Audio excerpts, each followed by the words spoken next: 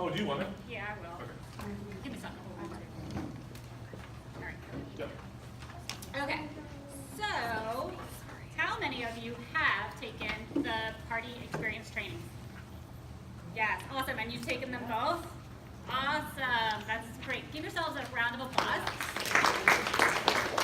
If you have not yet taken that party experience training that is available to us, I encourage you to do it and do it as soon as possible, because once you've taken both the in-home and the virtual experience training, you not only gain insight to what our customers are really wanting in a party, but you also gain access to lots of support materials like the themed party packs and the virtual party guide. There's a host coaching library of images, and there's a little, there we go, this virtual party structure guide.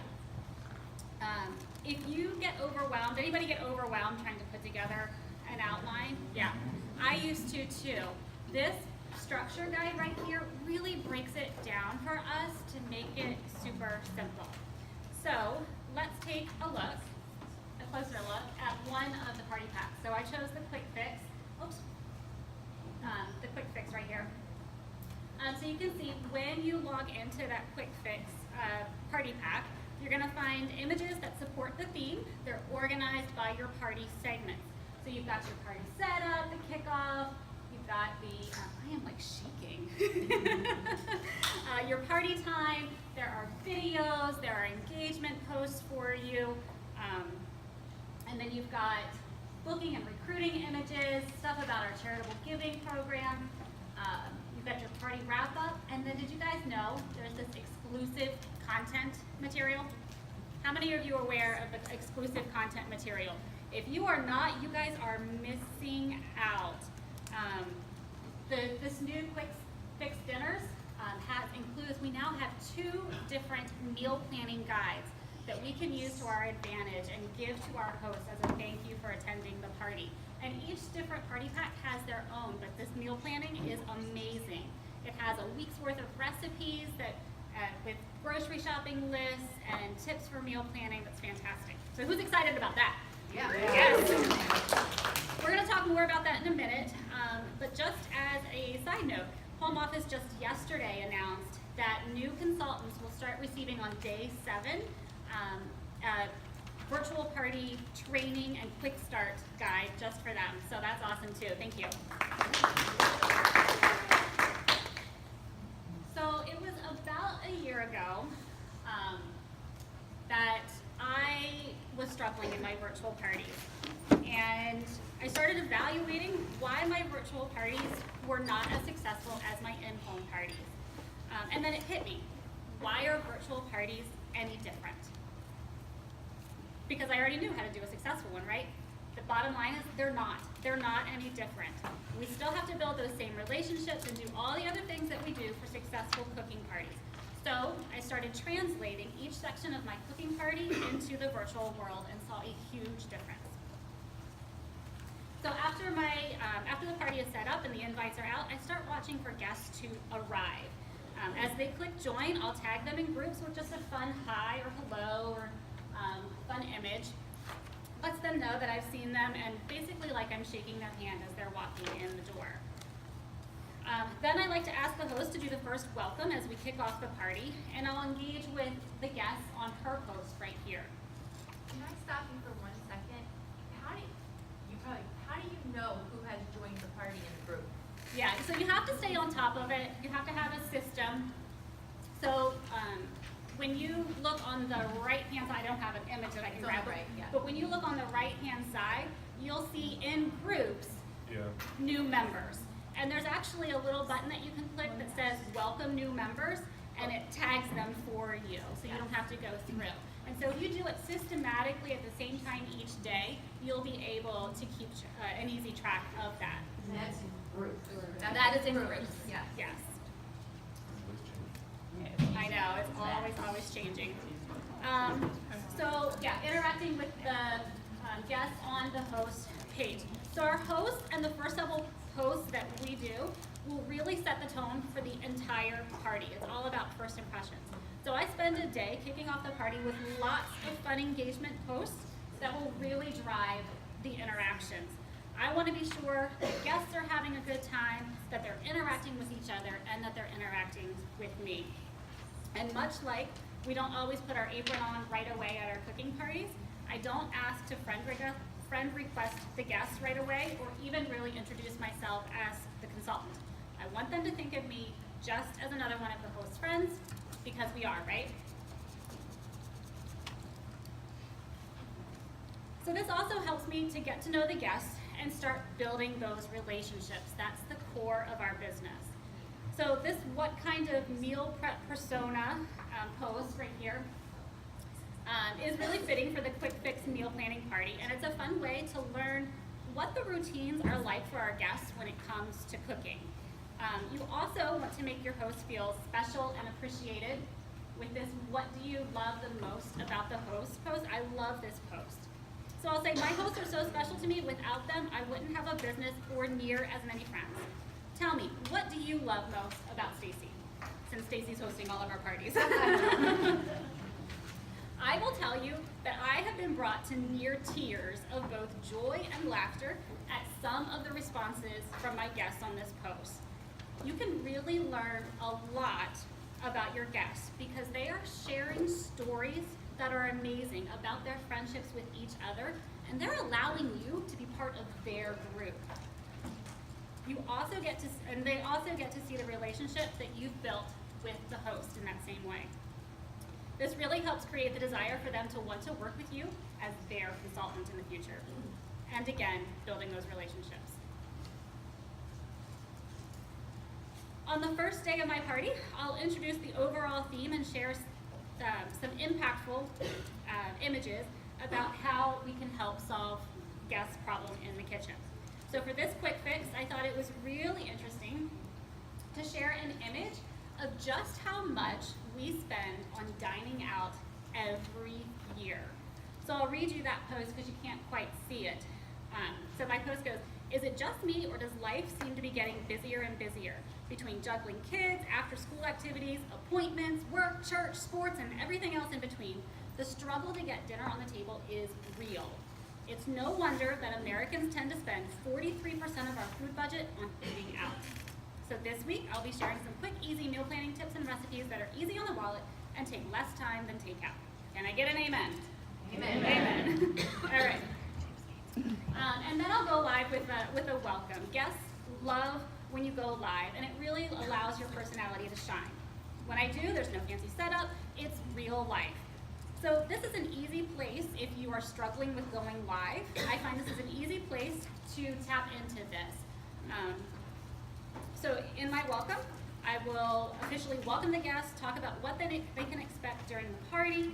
I share my why, and I include a call to action like, so tell me, what's the one thing that would make your life easier in the kitchen?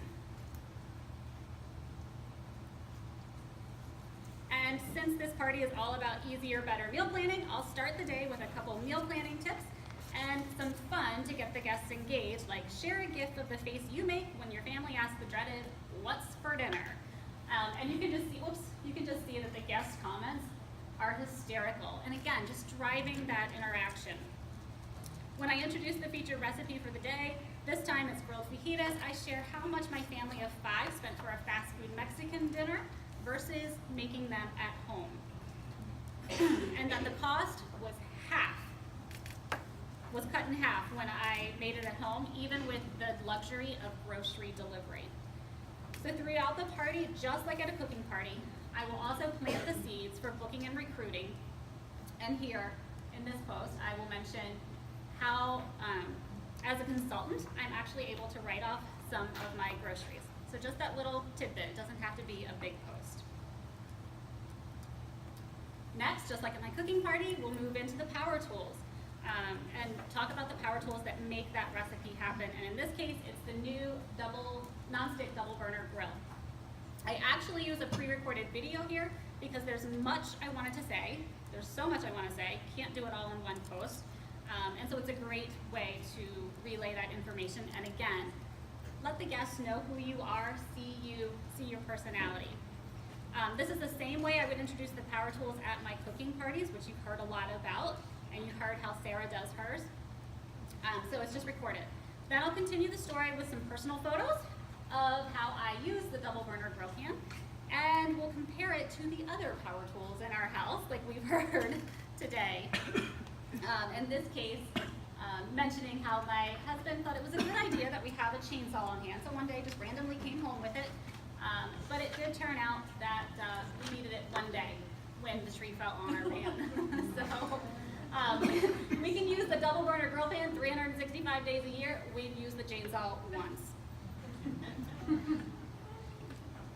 Don't be afraid of the videos or sharing your personal stories. This is what makes you relatable and a real person in a virtual world. I continue on by sharing other supporting tools for the recipe, just like at your cooking class. Share the value these products bring to the table.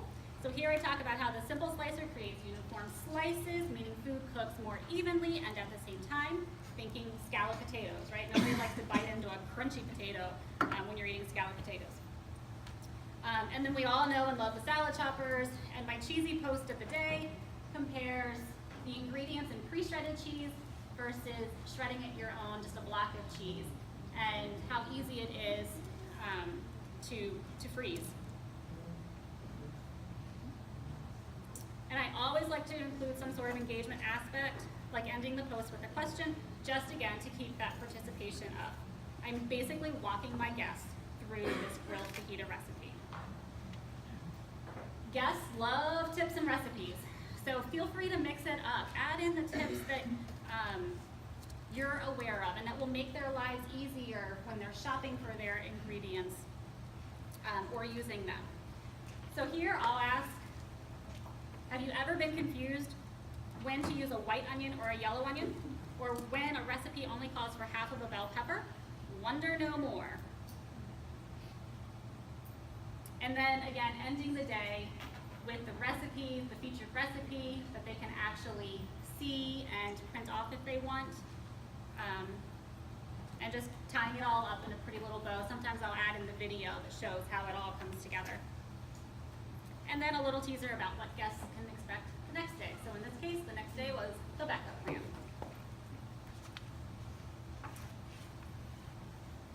I use the wrap-up day to, again, wrap up the party with a pretty little bow and tie up any loose ends.